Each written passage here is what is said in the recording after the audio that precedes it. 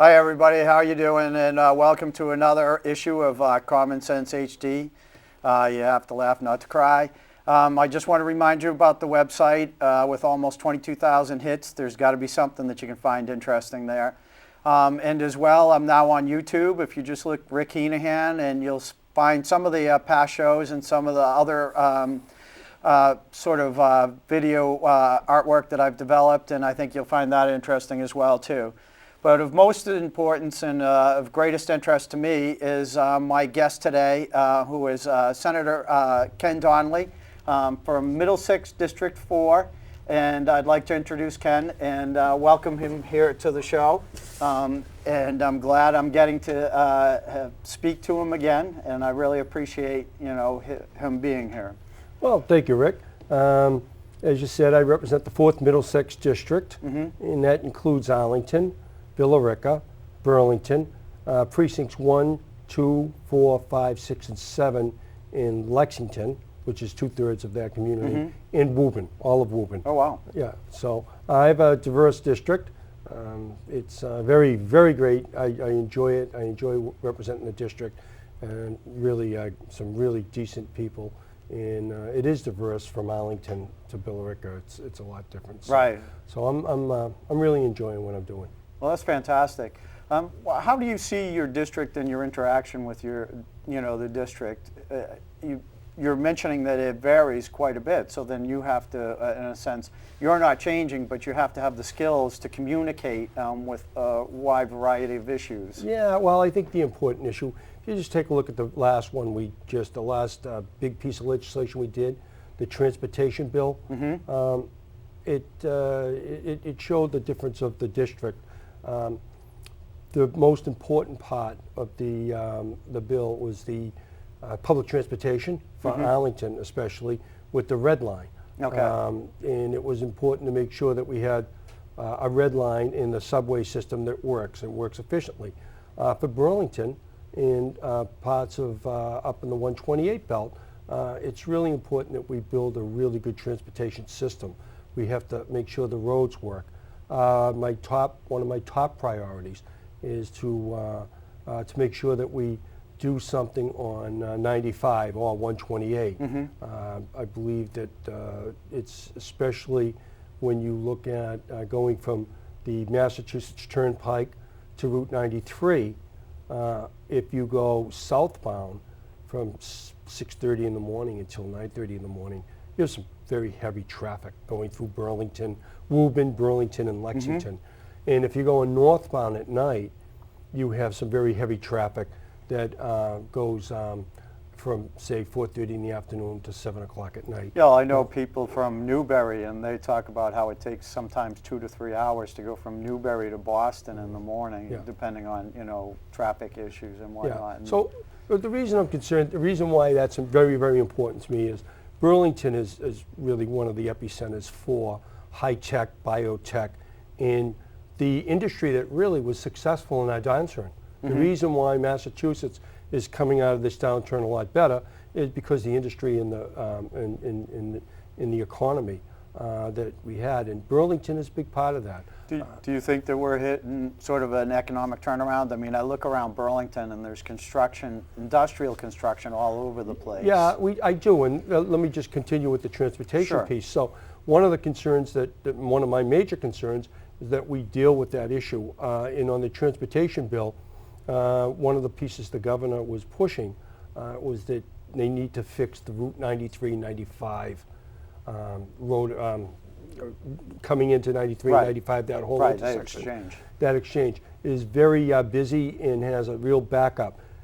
Because of that, you have traffic filtering out to the Woburn, Burlington, the side roads, and that's not good for business, and it's not good for people that want to locate in the Burlington area. So I find that that's one of the more important things that we can be doing to make sure that that traffic flows, that we keep up with our building of those areas, and so we can recruit businesses into places like Burlington. Right, because I know myself that sometimes going north on 95 to go to 128 north, you can be backed all the way up into Stoneham. And you know, I know that they've taken out the emergency lane there, but it seems like they almost need to two-lane that exit. Yeah, well, yeah, absolutely. And like I said, it's the economy is getting better.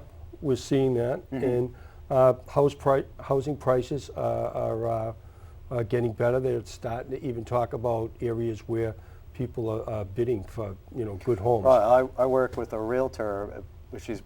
Says a realtor part-time, and that's what she said, is she could go to a showing and see 20 people there, and in some cases, houses have already gotten 20 offers.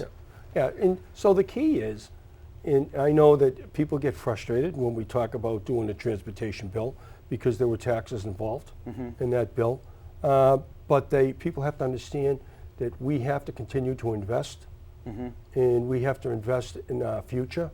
And that means we have to continue to build good roads and make sure that our system works. We need to make sure our subway system. What we're finding now, Rick, it's interesting that a lot of the young men and women that are coming into the workforce, coming out of places like MIT and Harvard, that want to work in the high-tech, biotech hospitals, they want to live in the city.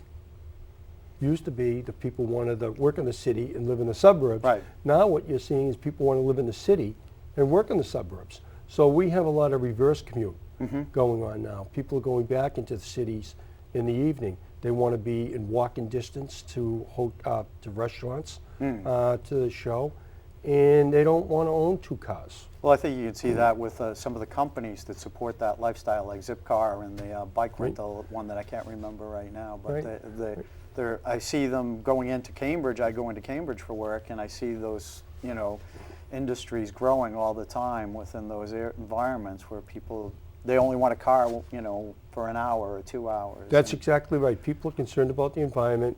They don't want to be stuck in traffic, and they want to make sure their infrastructure is working, their roads are in good shape, the bridges, and the public transportation.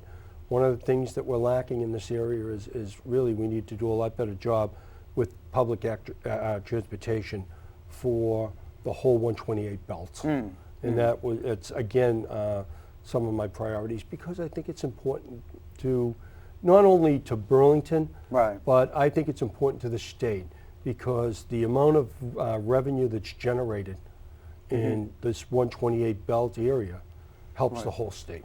Have they thought of like a loop train, like in some of the larger cosmopolitan areas? Well, what they're talking about now is they're talking about some public-private partnerships. You already have some of it going on. Shire Pharmaceutical in Lexington and some of the companies in Lexington are now, they have, you know, bus services to Alewife. Okay. So we're talking with the Mass DOT about how we can, and Secretary Davies, how we can figure out a way to make sure that we get a better, we get a transportation system that works. So that's why it's important, and that was an important discussion on the transportation bill. So what do you think that the growth and development, say in Burlington, and I see it in some of the other communities in your district, Billerica for sure, shows for the economy? I mean, building a new supermarket, I think that's a key indicator, and we're going to be having a Wegmans here in Burlington, which is, you know, not previously been seen. And they've started construction and are supposed to open in 2014. How do you think what kind of indication does that provide us for the economy? Well, I think it's, first of all, a couple of number one, when you have a lot of businesses, you can offset the tax rate so that the residential tax rate isn't supporting the town completely. When I say I have a diverse group of towns, Arlington is mostly all residential, so the property tax rates are high. Oh, okay. And they're very high. Burlington and Woburn, they're a lot less than what you would pay in Arlington and in Lexington. But Burlington is very fortunate because they have a lot of business. And one of the ways to make sure that we recruit those businesses and keep those businesses here is to make sure that we have the services that they need. Right. And I think Burlington does a tremendous job on that. So you ask about the economy. We want to continue to be able to recruit businesses into the area. And when you build places like Wegmans, I think they're looking at office space, in a large office space. I don't know if it was 1 million square There footage. is. And then I went for apartments. went for a walk, and there is like 6 major construction sites ongoing on about a 3/4 of a mile strip. Yeah, well, that's, and again, that's good. We're, recruiting businesses and making sure that we bring businesses into the area. Again, not only for Burlington, but the whole area, because we are in competition, both in country, states in this country, North Carolina, Texas, you can go right through. People would like to compete with that high-tech, biotech industry, California, Right. Silicon Valley. So we need to make sure that we can compete to bring the workforce here and make sure that we're able to continue to build this economy. What do you think about the casino issue? I mean, they haven't proposed one for Burlington yet, but who knows?